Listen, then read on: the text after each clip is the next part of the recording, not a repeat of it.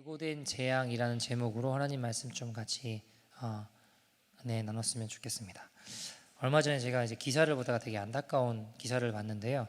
다른 게 아니라 어떤 택배 기사가 업무가 너무 과해서 이제 쓰러졌는데 병원으로 옮겨졌지만 결국 목숨을 잃고 말았다는 기사였습니다. 되게 안타깝더라고요. 요즘 택배가 엄청 많잖아요. 여기도 아마존이라든가 또 뭐 캐나다 포스트도 그렇고 이렇게 택배 엄청 많이 하잖아요. 일하시는 분들도 계신데 너무 무리하게 과로로 일을 하시다가 원치 않았지만 어쨌든 그렇게 시키니까 해가지고 김원종 씨라는 분이 지난 8일에 7시 반쯤에 배송 업무를 하다 갑자기 호흡 곤란 증세를 보이며 쓰러졌어요. 병원으로 이송됐지만 숨졌다라는 기사였습니다. 보니까 이분이 매일 오전 6시 반에 출근해서 밤 9시, 10시까지 하루도 쉬지 않고 매일 일하셨대요. 그리고 하루 평균 택배 물량이 400여 개 정도 됐답니다. 400여 개. 몇 분에 하나씩 해야 되는지 잘 모르겠는데 어쨌든 하루에 400여 개 정도를 매일 쉼없이 새벽 6시 반부터 밤 9시, 10시까지 매일 일하시다 보니까 결국 쓰러지신 거죠. 주변 이들은 이미 예견된 사고라고 이야기했습니다. 코로나 시대가 돌입하고 대부분 많은 것들이 온라인으로 많이 대체가 됐습니다. 집에서 일하시는 분들도 많이 계시게 됐고요. 그뿐 아니라 온라인 쇼핑을 굉장히 많이 하게 되었죠. 그러다 보니까 아마존을 비롯하여 많은 이제 택배 짐들이 너무너무 많아진 거예요. 그러니까 사람을 더 뽑아야 되는데 제한된 인원으로 일을 더 많이 시켜버린 거죠. 이게 그 이면에는 아주 불티나게 온라인 쇼핑 많이 팔렸지만 그 이면에는 너무 무리하게 일하게 된 사람들이 많이 있었습니다. 전문가들 또한 분석하기를 이런 구조로 계속하면 사고가 안 나는 게 이상하다라고 이야기를 했습니다. 쉽게 말해 예견된 불행한 일이라고 이야기하는 거죠. 더 안타까운 건 뭐냐? 이런 일이 일어나면 회사 쪽에서 죄송하다고 조치를 취하겠다고 하지만 바뀌는 것이 없었다라는 것입니다. 왜냐하면 얼마 전에 6월 달에도 택배 기사가 과로로 숨진 일이 있었어요. 그때도 죄송합니다, 잘못했습니다, 시정하겠습니다, 고치겠습니다 했지만 불과 몇 달 뒤에 또 이런 일들이 벌어졌다라는 것이죠. 시정하겠습니다, 죄송합니다 하지만 결국 별일 아닌 것으로 여기는 겁니다. 대수롭지 않게 여기는 것이죠.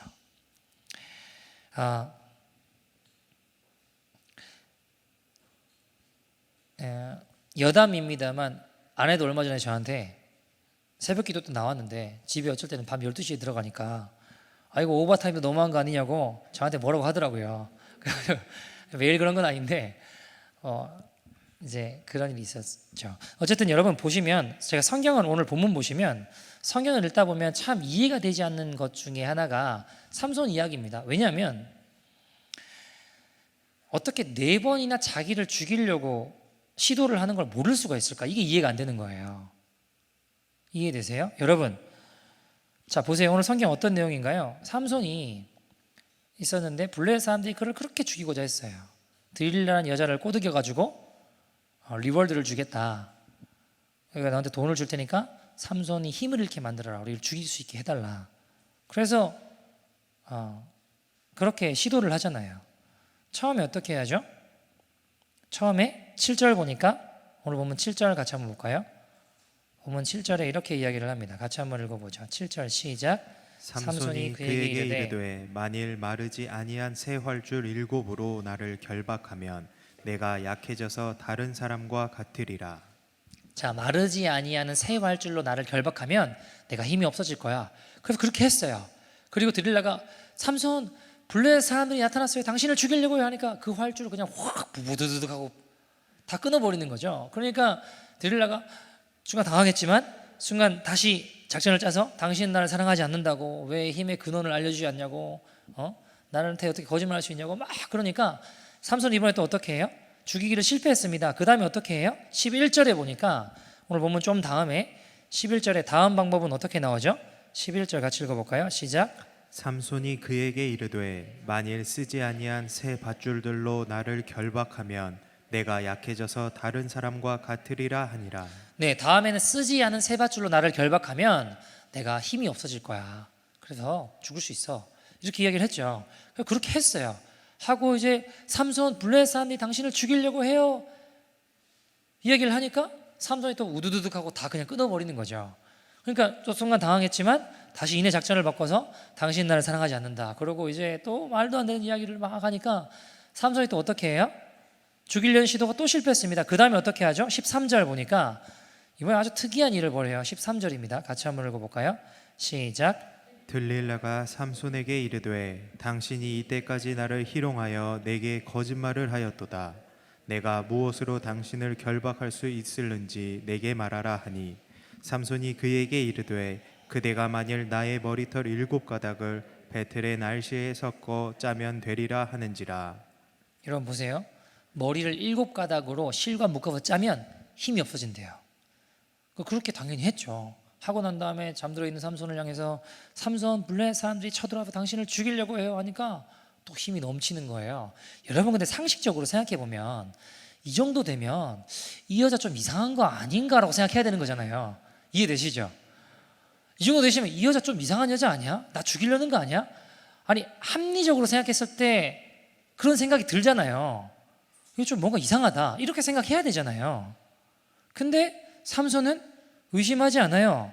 나 죽이려는 거 아니야 하지 않아요. 대수롭지 않게 여겨요. 결국에 그는 똑같은 실수를 계속 반복하다가 결국 죽게 되었다는 겁니다. 제가 이게 이해가 안 되는 거예요. 어떻게 이렇게 당할 수가 있나? 아니 어떻게 이럴 수가 있나 싶어요. 근데 제가 곰곰이 생각하다 깨닫게 된 게 뭐냐면 우리는 그러지 않나라는 생각을 해봤어요. 나도 그러고 있는 게 없나라는 생각들을 해봤다고요. 무슨 이야기냐? 누가 그런 얘기를 하더라고요. 옛날에 한국의 개그맨 중에 그 이주일 씨라고 있었어요. 담배 때문에 폐암으로 돌아가셨대요. 근데 웃긴 건 이분이 금연 홍보대사를 하셨다라는 겁니다. 무슨 이야기인가요? 사람들은 담배 때문에 뭐 폐암 걸려 죽어도 나는 안 죽는다라고 생각하는 거예요. 사람들은 죽어도 나는 안 죽는다. 과신하는 거죠.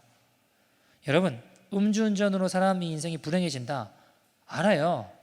근데 그건 다른 사람 이야기고 나는 괜찮다라고 생각하는 거예요. 한국에 예전에 야구 선수 중에 강정호라고 이렇게 야구를 잘해가지고 메이저리그로 갔어요. 메이저리그 가서도 잘했어요. 근데 문제가 생겼는데 이 친구가 비시즌에 한국 가가지고 음주운전으로 걸린 거예요. 남들은 걸려도 나는 안 걸린다고 생각하는 거죠. 여러분 그 일로 말미암아 그 선수가 어떻게 된지 아십니까? 결국 얼마 전에 은퇴했어요. 제대로 뭘 해보지도 못하고 은퇴하게 되더라고요. 여러분 다른 사람은 몰라도 나는 괜찮을 거다라고 생각하는 거예요. 이런 방심하는 태도 택배에서도 마찬가지 아닙니까? 이렇게 계속 일하면 누가 죽는다 큰일 난다 하지만 죽어도 이내 다시 방심하는 오만한 태도를 취한다는 것입니다. 삼손도 똑같아요.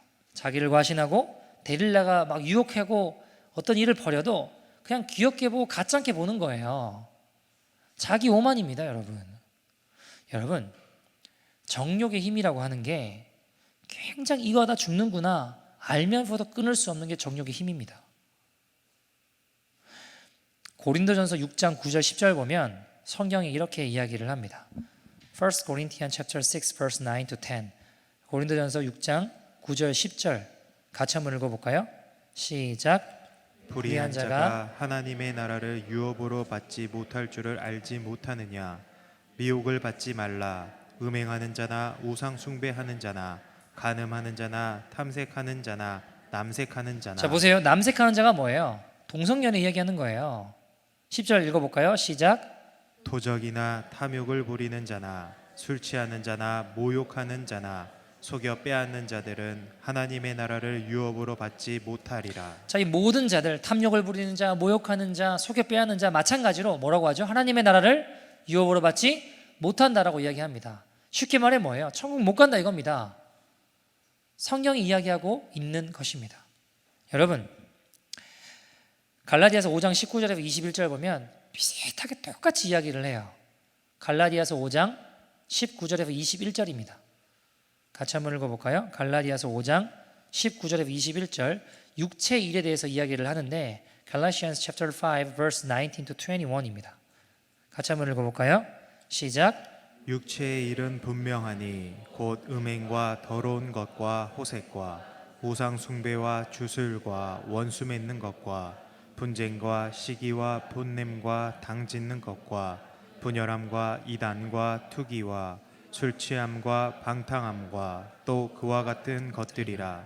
전에 너희에게 경계한 것 같이 경계하노니 이런 일을 하는 자들은 하나님의 나라를 유업으로 받지 못할 것이요. 아멘. 여러분, 이런 죄를 쫓아가면 하나님 나라를 못 간대요. 여러분들 고린도전서나 갈라디아서나 다 안 믿는 사람한테 쓴 게 아니라 예수를 믿는다라는 고린도 교회에 보낸 편지고요, 예수를 믿는다라는 갈라디아 교회에 보낸 편지입니다. 동일하게 이야기를 하는 거예요. 육체의 일은 분명하다. 이런 죄를 쫓아가면 하나님의 나라 못 간다. 분명히 죽는데요, 지옥 간대요. 근데도 쫓아가요. 내 자아를 위해 충동질하며 살아요. 여러분, 진짜 희한한 게 뭐냐면요, 예를 들면 이런 거예요. 여기 물컵에 독이 들었어요. 포이즌. 먹으면 죽는데요, 마시면 죽는데요. 마실 분 계실까요? 아무도 안 드실 거예요, 그죠? 이거 마시면 죽는다라고 하면, 독이라고 써 있고 이거 마시면 죽는다라고 하면 마실 분 아무도 없을 겁니다. 그죠? 왜요? 마시면 죽으니까, 독이라고 써 있으니까. 근데 여러분, 우리 영혼을 죽이고 영원한 멸망으로, 죽음으로 이끌고 간다라고 하는 죄에 대해서는 끌려가더라는 거예요. 마시면 죽는데 마시더라는 겁니다. 여러분, 마치 불나방이 불을 향해 타 죽는데도 그쪽을 향해 가는 것처럼 예고된 재앙의 결과가 이루어진다는 것입니다. 여러분, 삼손이 왜 무너졌을까요? 왜 뻔히 보이는 망하는 길로 갔을까요? 왜 예고된 이 재앙을 겪었을까요? 오늘 본문으로 다시 가보실까요? 사사기 16장 1절입니다. 1절에 그 키워드가 있는데, 사사기 16장 Judges chapter 16 verse 1, 사사기 16장 1절입니다. 다시 같이 한번 읽어볼까요? 시작. 삼손이 가사에 가서 거기서 한 기생을 보고 그에게로 들어갔더니. 자, 삼손이 어디로 갔다고요? 가사로 갔대요. 가사는 어딜까요? 블레셋 최남단의 최고 남쪽에 위치한 곳입니다. 여러분, 지도를 보면 이스라엘이 있으면 좀 옆에 밑으로 가면 블레셋이에요. 그러니까 이스라엘보다 아래쪽이 블레셋입니다. 근데 그 블레셋 중에도 최고 남단에 있는 곳이 가사라는 곳이에요. 자, 보세요. 거기에 갔어요. 누가요? 삼손이요. 근데 삼손이 이스라엘을 통과하고 블레셋을 다 관통할 때까지 적들이 삼손을 건드려요, 못 건드려요? 못 건드리는 거예요. 아무도 삼손에게 어떻게 할 수 없는 거예요. 여러분, 그 원수의 나라를 다 관통할 때까지 삼손을 제지하지 못합니다. 아무도 나를 건드릴 수 없어요. 적군도 나를 건드리지 못해요. 과신이죠. 교만하게 되는 겁니다.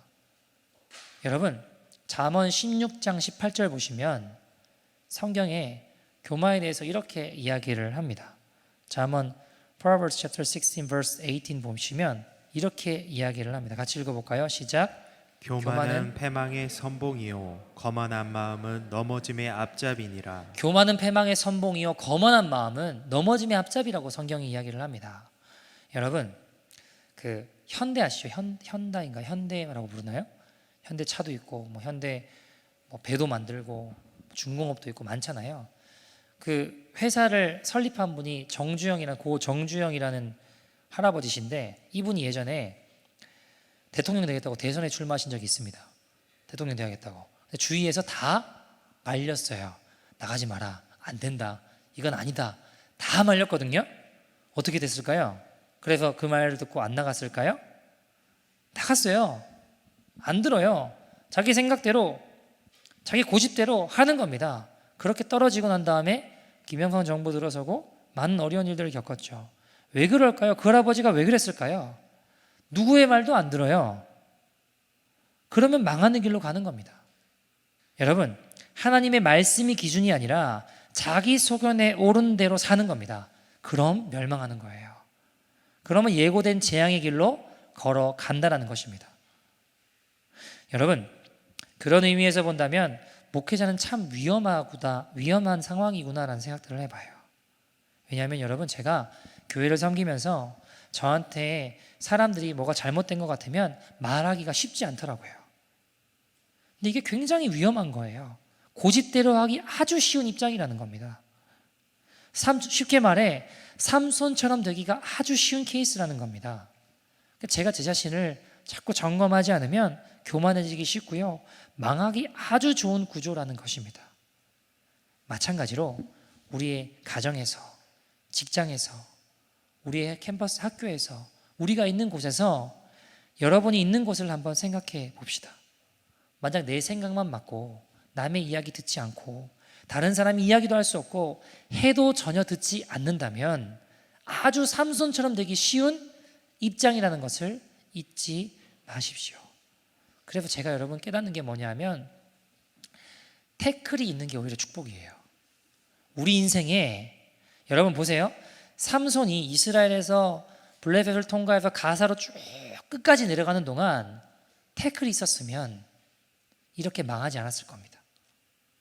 오히려 잘 안 되고 어려움이 생기고 태클이 있고 그를 망했다면 이렇게 망하지 않았을 거예요. 그래서 여러분, 우리 인생에 태클이 있는 것이 축복이 될 수 있다는 겁니다. 내 인생에 이루어진 태클이 나를 나락으로 이끌지 않는 축복임을 기억합시다. 여러분, 그래서 제가 목회를 하면서 아무런 고난 없이 승승장구만 한다면 저는 반드시 망할 겁니다. 그래서 하나님은 제 인생 가운데 태클을 주세요. 그래야 제가 살 수 있기 때문입니다. 여러분, 두 번째로 삼손이 왜 이 예고된 재앙을 맞이했나? 1절 다시 한번 읽어볼까요? 16장 1절입니다. 같이 다시 한번 읽어보죠.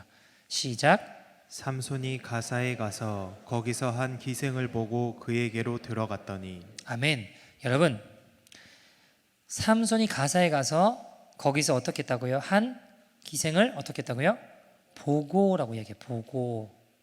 보고라고 얘기합니다. 한 블레셋 여인을 영어로 보니까 prostitute라고 되어 있던데 한 기생을 보고라고 이야기해요. 사람의 인생은 무엇을 보느냐가 굉장히 중요합니다. 왜요? 사람은 보는 대로 살게 되어 있어요. 자꾸 보잖아요. 거기에 영향을 반드시 받게 되어 있어요. 많이 보는 것에 영향을 받게 되어 있습니다. 여러분, 무엇을 보느냐가 정말 중요해요. 삼손의 인생은 한평생의 이 인생이 어떤 것을 보고의 인생이었습니다. 자기 눈에 좋은 대로 살아가는 인생이었어요. 자기 속에는 옳은 대로 살아가는 시대에 삼손도 똑같이 이 worldly, 이렇게 세상 가치관에 절여가지고 세상 사람들과 하나도 다를 것 없이 이기적이고 욕심 가지고 그저 헛된 생각과 마음을 가지고 전혀 구별됨 없이 예수를 믿는다, 하나님을 믿는다고 하지만 전혀 바뀌는 거 없고 전혀 따르는 거 없이 그저 세상 사람들이 추구하는 것, 보는 것 하나도 구별됨 없이 똑같은 가치관을 가지고 살아요. 여러분, 그 눈의 안목의 정력을 교정하지 않을 때 결국 어떻게 되는지 아십니까? 보는 것을 결국 교정하지 않을 때 오늘 본문 21절로 한번 가보실까요? 오늘 본문 사사기 16장 21절로 가면 삼손에 대해서 이렇게 이야기를 합니다. 21절입니다. 사사기 16장 21절 같이 읽어볼까요? 시작. 블레셋 사람들이 그를 붙잡아 그의 눈을 빼고 끌고 가사에 내려가 노줄로 매고 그에게 옥에서 맷돌을 돌리게 하였더라. 그 눈의 안목의 정력을 교정하지 않을 때 어떻게 되나요? 그의 눈을 빼고 원수의 조롱거리가 될 때 삼손이 제일 먼저 행해진 것이 그의 눈이 빠지는 거였습니다. 여러분, 하나님이 얼마나 우리에게 많은 말씀을 해주셨나요? 저도 마찬가지로 얼마나 많은 경고를 해주셨는지 몰라요. 근데 끝까지 그 말씀 안 듣고 끝까지 드리려고 하는 여자의 무릎을 쫓아갈 때, 그것을 보려고 쫓아갈 때 눈이 뽑히더라고요. 예고된 재앙이었다라는 것입니다. 여러분, 제가 이 말씀을 보면서 떠올랐던 인물이 있어요. 그게 누구냐면 무드셀라라는 사람입니다. 창세기 5장에 보면 무드셀라가 왜 유명하냐면요, 여러분, 왜 유명할까요? 성경에서 제일 오래 산 사람이에요. 몇 살까지 살았을까요?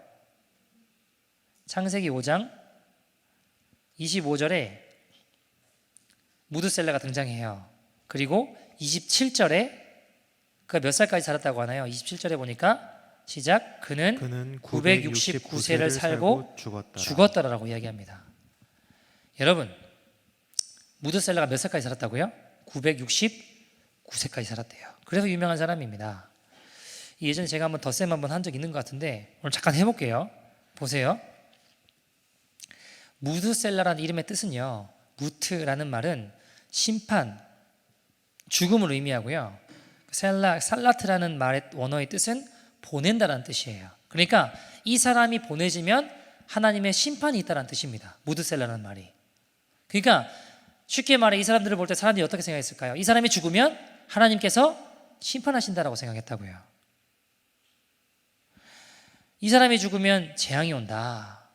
사람들이 이 사람을 볼 때 무슨 생각을 했겠나요? 이 사람 죽으면 하나님이 심판하신다고 했어. 죄에서 돌이켜야 돼. 이렇게 살면 안 되지. 회개해야지 하지 않을까요? 이 사람 볼 때마다 그런 생각이 들 거 아니에요. 여러분, 문제는 뭐예요? 처음에는 소프트한 마음으로 경각심을 가지고 죄에서 돌이키려고 하는데 시간이 지나면 지날수록 어떻게 될까요? 마음이 무뎌지는 거예요. 소프트했던 마음이 자꾸 딱딱해지는 거예요. 무드셀라를 처음에 봤을 때는 아이고 이렇게 하면 안 되지, 그래 회개해야지 하는데 자꾸 보다 보니까 나중에는 봐도 별 감흥이 없는 거예요. 여러분, 제가 맨날 천국 지옥 설교하고 좁은 길 이야기하고 나를 십자가에 못 박고 예수님으로 사는 삶을 설교합니다. 근데 처음 들을 때는 그래, 나 이렇게 살면 안 되지, 돌이켜야지, 회개하고 놀라운 은혜가 임해요. 근데 자꾸 듣다 보니까 마음이 묻어질 수 있는 거예요. 사단에게 마음을 빼앗길 수 있는 거예요. 마치 무드셀라를 계속 본 사람들처럼 마음이 굳어지는 겁니다. 처음에는 돌이키려고 하는 사람들이 결국에는 하나님이 심판하신다고 해도 들리지 않게 되는 겁니다. 너무 안타깝지만 결국 예고된 재앙을 맞이하게 되더라는 것입니다. 여러분, 교회 안에도 있을 수 있습니다. 여러분, 구약 성경은요, 오래 사는 거, 장수에 대해서 축복이라고 이야기를 해요. 근데 장수가 축복이 되려면 성경을 기록하는 방식에 두 가지 조건이 맞아야 돼요. 첫 번째는 뭐냐? 부모가 자녀를 소개해야 돼요. 아버지가 아들을 소개해야 돼요. 무슨 말이냐? 아브라함이 이삭을 낳고, 그러니까 아버지가 아들을 소개해야 된다고요. 이삭이 야곱을 낳고 아버지가 아들을 소개하게 되어 있습니다. 두 번째는 아들이 아버지를 장사해야 돼요. 장사 지내야 돼요. 무슨 말일까요? 아버지와 아들 중에 누가 먼저 돌아가시는 거예요? 아버지가 먼저 돌아가셔야 된다고요. 자녀가 먼저 죽는 게 아니라 그렇게 되어야지만 장수라는 것이 축복이라고 할 수 있는 거예요. 그게 성경 기록의 원칙입니다. 근데 여러분, 한번 볼까요? 오늘 창세기 5장에 보시면 5장 25절, 무드셀라가 자녀를 낳아요. 창세기 5장 25절 같이 읽어볼까요? 시작. 무드셀라는 187세에 라멕을 낳았고. 자, 무드셀라가 몇 살에 라멕을 낳았다고요? 187세에 낳았다라고 이야기를 합니다. 그죠? 25절에. 그리고 무드셀라는 27절에 보니까 몇 살까지 살아요? 969세 살아요. 자, 그 아들 라멕은 28절에 보니까 28절 같이 읽어볼까요? 시작. 라멕은 182세에 아들을 낳고. 자, 182세의 아들을 낳았대요. 29절에 보니까 그 사람이 누구예요? 노아예요. 노아예요. 자, 여러분, 그리고 31절에 보니까 라멕이 몇 살까지 살아요? 31절 같이 읽어볼까요? 시작. 그는 777세를 살고 죽었더라. 자, 이제 좀 복잡해지는데 별로 어렵지 않아요. 같이 생각해 보면 돼요. 여러분, 부모가 자녀보다 오래 살고 싶어하는 부모가 있을까요?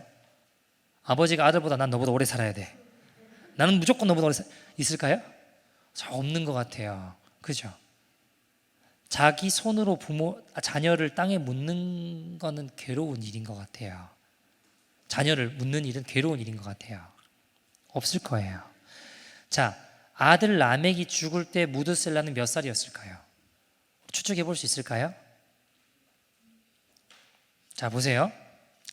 무드셀라 몇 살에 라멕을 낳았다고요? 25절에 보니까 187세에 낳았다라고 이야기를 합니다.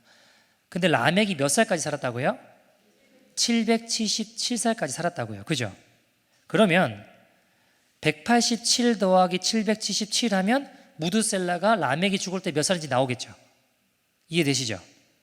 그럼 187 더하기 777 하면 얼마일까요?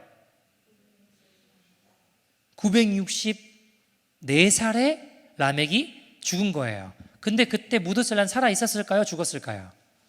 살아 있어요. 왜요? 무드셀라 몇 살까지 살았다고요? 969세까지 살았다고요. 죽기 5년 전에 아들을 잃은 거예요. 여러분, 무드셀라는 아들을 땅에 묻었습니다. 무드셀라가 죽으면 어떻게 된다고요? 재앙이 온다. 심판이 온다. 라멕이 아들을 낳았어요. 그게 누구라고 했죠? 노아라고 했습니다. 몇 살이에요? 28절에 보니까 182세에 낳았습니다. 그러면 노아를 낳았을 때 무드셀라는 몇 살이었을까요? 계산해 볼 수 있을까요? 갑자기 좀 힘들어지나요? 자, 무드셀라가 아들 라멕을 낳았을 때 몇 살이었다고요? 187세였습니다. 근데 라멕이 노아를 낳았을 때 몇 살이었다고요? 182살, 2살이었다고요. 그럼 187 더하기 182 하면 무드셀라가 노아가 태어났을 때의 나이가 나오겠죠. 좀 힘드시나요, 여러분? 좀 힘드세요? 그러면 노아가 태어났을 때의 무드셀라의 나이는 369살인 걸 알 수 있어요. 그죠? 자, 그러면 홍수가 언제 일어났을까요? 홍수. 창세기 7장 6절에 보면 노아가 몇 세 때에 홍수가 났다라고 나와요. 한번 읽어볼까요? 창세기 7장 6절입니다. 창세기 7장 6절 같이 한번 읽어볼까요? 창세기 7장 6절 시작.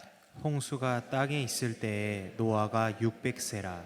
노아가 600세였대요. 자, 이때 라멕은 살았을까요? 죽었을까요?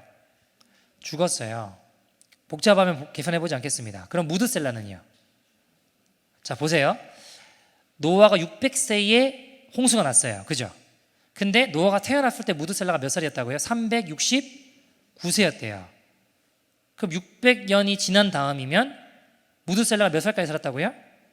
969세까지 살았다고요. 다시 이야기하면 무드셀라가 죽던 그 해에 홍수 심판이 있었다는 것을 알 수 있어요. 그가 죽고 정말 재앙이 왔습니다. 이 사람이 죽으면 하나님 심판하실 거야 라고 했잖아요. 하나님이 이미 무드셀라를 통해 경고하셨어요. 얼마 동안이요? 900년 이상이에요. 하나님이 정말 무드셀라에게 장수의 축복을 허락하신 거라면 5년 전에 아들 라멕이 죽기 전에 죽었어야 된다고요. 정확하게 따진다면 홍수는 원래 5년 전에 있어야 됐습니다. 근데 홍수가 연기된 거예요. 왜요? 하나님 왜 홍수를 연기시켰을까요? 홍수 심판을 연기시켰을까요?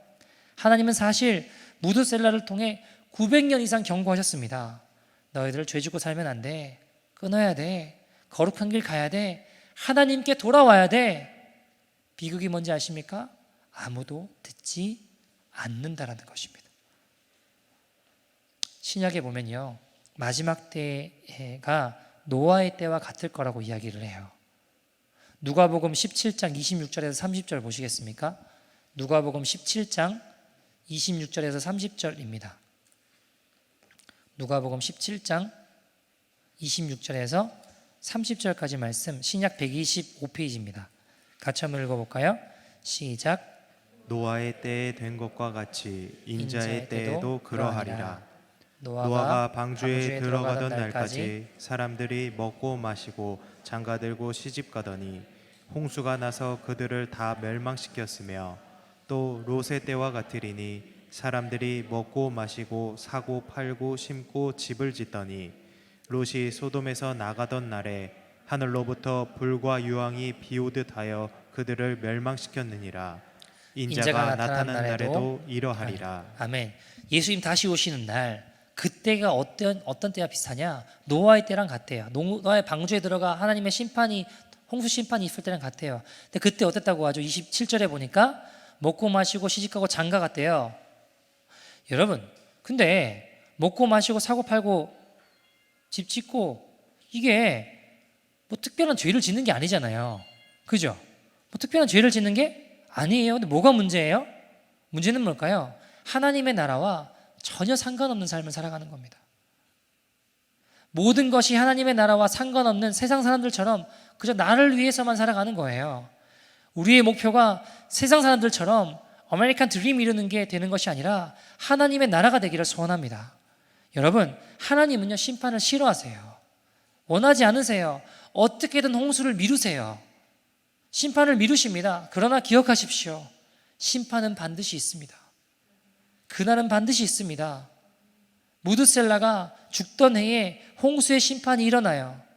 이 사람이 죽으면 재앙이 온다, 심판이 온다. 우리가 사는 이 시대 똑같아요. 아무도 듣지 않습니다. 십자가에 대해서 이야기하고 천국과 지옥에 대해서 이야기하면 안 들어요. 회개하고 정말 돌이켜야 된다 이야기해도 듣지 않습니다. 그러니 하나님의 심판은 예고되어 있습니다. 예수님 다시 오실 때 선악간의 심판은 반드시 이루어집니다. 여러분, 재밌는 이야기 한번 해볼까요? 남한과 북한이 전쟁이 일어날까요? 안 날까요? 어떻게 생각하세요? 여러분, 이 나라 보면 동성애와 낙태, 마약이 합법화된 캐나다, 교회들이 유나이티드 철치 보면 다 레인보우 마크 달고 있는 캐나다, 하나님이 심판하실까요? 안 할까요? 안 하실까요? 여러분, 저는요, 교회들이 타락하고 하나님 말씀대로 살지 않고 음란과 거짓과 탐욕에 눈이 어두워 계속 살아가면 어떻게 될까요? 돌이키지 않으면 하나님 반드시 심판하세요. 제가 감히 말씀드립니다. 하나님 정말 이 나라를 사랑하신다면 그것이 무엇이 됐든지 간에 돌이키도록 치실 거라고 믿습니다. 그게 하나님 우리를 사랑하시는 거예요. 에이, 그런 일 없어. 겁주지 마세요. 그러면서 계속 죄악된 길로 걸어가요. 다 이루고 사는 거 아니냐고 대수롭지 않게 여깁니다. 삼손처럼. 삼손이 꼭 그랬거든요. 그러다가 어느 날 눈 떠보면 하나님의 심판대 앞에 서 있을 수 있습니다. 여기가 어디야? 그때 깜짝 놀란 일들이 벌어질 것입니다. 난 교회 다니는데, 난 천국 갈 줄 알았는데, 아니요, 노아의 때처럼 살아온 이들에게는 무서운 일들이 있을 것입니다. 여러분, 하나님은 우리가 죄에서 돌이키기를 원하세요. 그걸 기다리시는 게 하나님의 마음입니다. 그러나 그 기다리시는 마음에 분명히 임계점이 있습니다. 그 임계점을 넘으면 반드시 심판이 일어나요. 작은 죄에서 돌이켜야 됩니다. 그럴 때 우리는 생명의 길을 걸어갈 수 있습니다. 뭐 엄청난 거 하라는 거 아니에요. 작은 부분부터 싸우면 돼요. 여러분, 하나님이 이스라엘 백성들을 출애굽시키고 이집트에서 나오게 하시고 엑소더스 하게 한 다음에 가나안 땅을 정복하라고 하세요. 근데 여러분, 가만히 있는 가나안 땅의 사람들이 갑자기 그냥 막 쓸어버리고 죽임당하고 이렇게 한 게 아니에요. 가만히 있는데 그냥 갑자기 이스라엘 쳐들어와서 막 죽임당하고 멸망당하고 이렇게 된 게 아니라고요. 창세기 15장 16절에 보면요, 뭐라고 성경이 이야기하냐면 하나님이 아브라함에게 이렇게 이야기를 하세요. 아브라함아, 4대가 지난 다음에 네 자손들이 이 땅으로 돌아올 거야. 가나안 땅으로 돌아올 건데 왜냐하면 아직까지 아모리 족속의 그 가나안 땅의 족속의 죄가 가득하지 않았어. 차지 않았다고 이야기하세요. 무슨 말인지 아십니까?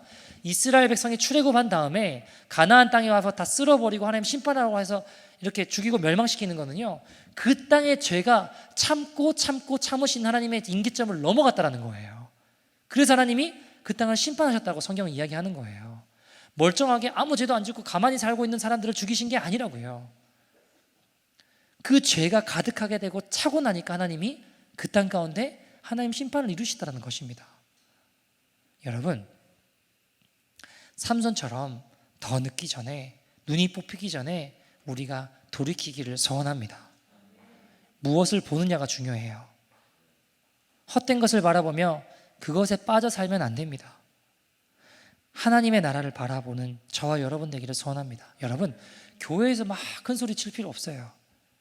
우리가 있는 곳, 직장이건 가정이건 학교건 우리가 있는 그곳에서 그곳을 하나님 나라로 만드십시오. 그곳에서 하나님의 제사장 나라가 되게 하십시오. 우리의 가정을 하나님 나라로 만들어 가십시오. 그게 크리스천으로서 우리가 걸어가야 될 길입니다. 여러분, 삼손에게 하나님이 원하시는 계획이 있고 그림이에요.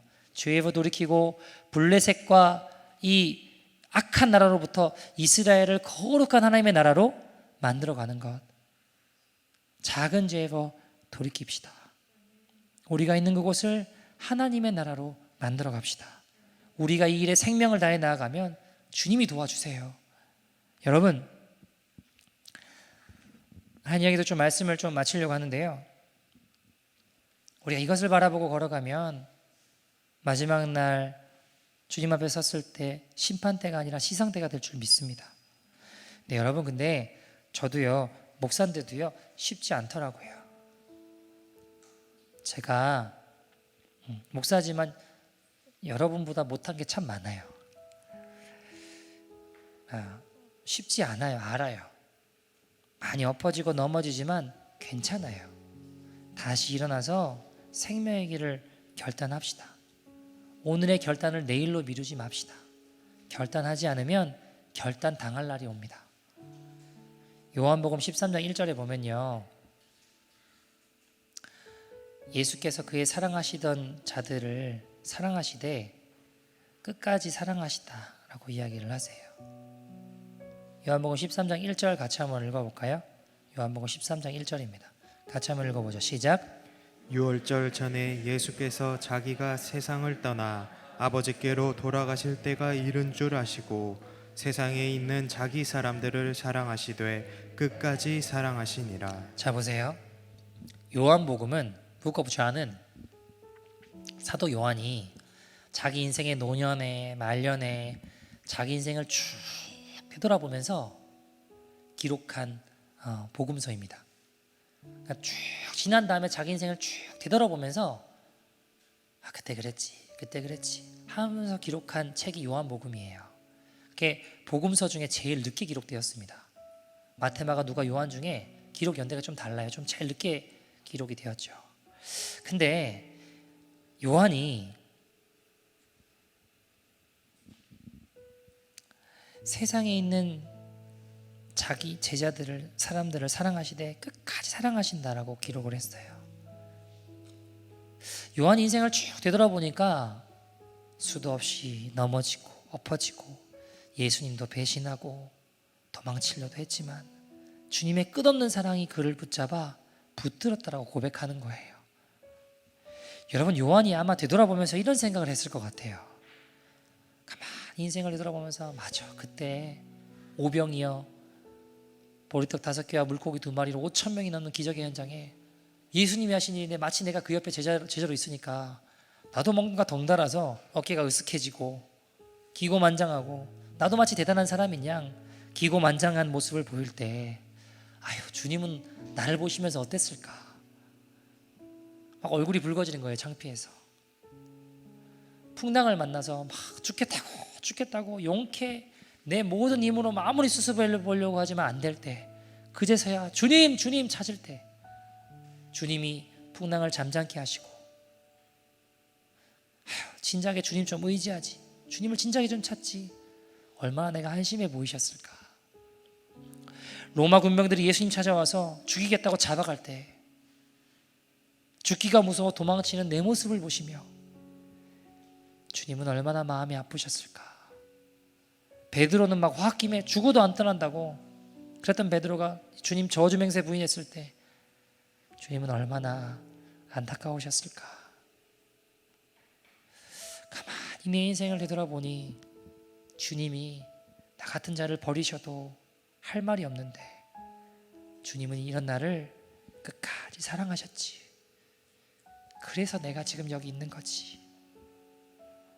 그때의 실패가 더욱 주님밖에 없구나, 주님밖에 소망이 없구나 하는 것을 깨닫게 해주셨지 하고 생각하며 이 요한복음을 기록하지 않았을까 생각해 봅니다. 그 실패가 지금의 나의 밑거름이 된 것이죠. 여러분, 믿음의 길을 걸어가며 때론 엎어지고 넘어져서 좌절이 될 때 나 같은 놈은 안 되는 놈인가 싶을 때 요한을 떠올려 봅니다. 요한처럼 결국에는 그렇게 주님 앞에 서는 날을 기대하며 그가 다시 일어났던 것은 좌절했던 당신만 보는 게 아니라 나를 종국으로 믿음의 용사로 온전케 하실 주님을 바라보며 걸어가는 것 같아요. 저도요, 당장 엎어지는 제 모습 보면 답이 안 나와요. 당장 조그마한 죄도 이기지 못하는 제 모습 보면 낭망이 밀려오기도 합니다. 그러나 10년 후에, 20년 후에, 몇십 년 후에 결국에는 믿음의 사도로 성장한 요한처럼 지금 걸어가는 이 길이 방향은 틀리지 않으니까 결국에는 귀한 종의 모습으로 주님 앞에 선 제 모습을 바라보면 지금 부족하고 힘든 제 모습이 조금은 다르게 보입니다. 이 정도 실패도 안 하고 승리할 줄 알았냐? 걱정하지 마라. 지금 실수한 거 다 여기까지 오는 과정일 뿐이다. 좌절하고 넘어진 거 지금 아프지만 10년 후에 20년 후에는 다 주님 앞에 설 때는 다 귀한 에피소드가 될 거야. 저도 모르게 저를 그렇게 훈련해 갑니다. 여러분, 제 인생에 집안이 망하는 일이 없었다면, 동생이 아프지 않았다면, 그래서 죽으려고 아파트 난간에 발을 올려놓는 일이 없었다면 지금의 저는 있지 않을 겁니다. 않았을 거예요. 그런 좌절과 낭망의 시간이 있었기에 저는 주님 앞에 나아갈 수 있습니다. 여러분, 당시만 생각해보면 너무 막막하고 힘들었어요. 한 치 앞도 보이지 않는 것만큼 사람이 힘든 게 없잖아요. 근데 한 치 앞도 안 보이는데 10년 뒤, 20년 뒤 모습을 상상하는 거 버거운 일이었습니다. 그러나 제가 믿는 것 분명한 건 하나, 이 땅에서의 삶은 연습이고 진짜는 주님 다시 오실 때 펼쳐진다. 사도 요한에게는 몇십 년 후, 우리에게는 주님 오시는 그날 주님 앞에서 우리의 삶을 다 필름 돌아가듯이 보여주시고 알게 될 것입니다. 아, 그때 넘어졌지, 그때 내가 실수했지, 그때 나 같은 놈은 안 되는 놈이다 하고 포기하려고 했었지, 지금 죄악과 싸우며 내가 있는 곳을 하나님 나라로 만들어가는 일이 힘겹지만 여러분, 10년 후, 20년 후 주님 오시는 날 우리의 그 모든 힘겨운 싸움과 아픔을 아시고 눈물을 닦아주시고 결국에는 온전한 하나님의 사람으로 변화시켜 주실 그날을 기대하며 걸어갑니다. 여러분, 저는요 꿈이 있는데요, 그 꿈이 뭐냐 하면 편하게 안 죽는 거예요. 편하게 안 죽는 거. 주님이 나 같은 죄인을 구원해 주셨는데 제 꿈이 그저 편하게 먹고 살다가 죽는 게 돼서 되겠습니까? 리빙스턴은요 오지 정글에서 그를 찾아온 탐험가에게 그렇게 이야기를 했대요. 이곳에서의 사역은 헌신이 아니라 오히려 하나님 내게 주신 특권입니다. 저는 하나님께 내게 맡겨주신 이 영광스러운 일을 생각할 때마다 가슴이 벅차서 견딜 수가 없습니다. 여러분, 어떤 상황이었을까요? 의료품과 식료품이 거의 다 떨어지고 심한 열병을 앓고 있었던 그가 30년간 수고하셨다고 이제 그만 돌아가시자고 이야기하는 탐험가에게 내뱉은 이야기였습니다. 그는 1년 후에 늘 그래 왔듯이 침대 옆에 쇠약해진 몸으로 무릎을 꿇고 두 손에 깍지를 낀 채 하나님께 기도하는 모습으로 고요히 숨을 거두셨습니다. 제 꿈이에요. 근데 그 꿈은커녕, 그런 모습은커녕 왜 이렇게 안 되는지 잘 모르겠습니다. 인격도 성품도 기본적인 것들도 조그마한 죄 하나도 이기지 못하고 음란하고 내 욕심 위에 나를 위해 살고 하나님 나라보다는 내 자아의 충동질을 위해 나아가는 왜 그런 모습인지 잘 모르겠습니다. 그러나 그런 제 모습이 아니라 하나님 나라를 이루어가며 살아가는 제 모습이 될 것을 알고 믿기 때문에 그날을 다시 꿈꾸며 일어납니다. 사랑하는 여러분, 잘 안 되지만 같이 해봤으면 좋겠어요. 제가 엄청 앞서 나갈 자신 없어요. 반발자국 앞서 나가겠습니다.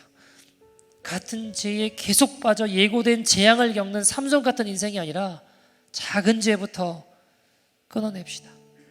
내가 있는 곳을 하나님의 나라로 만들어 갑시다.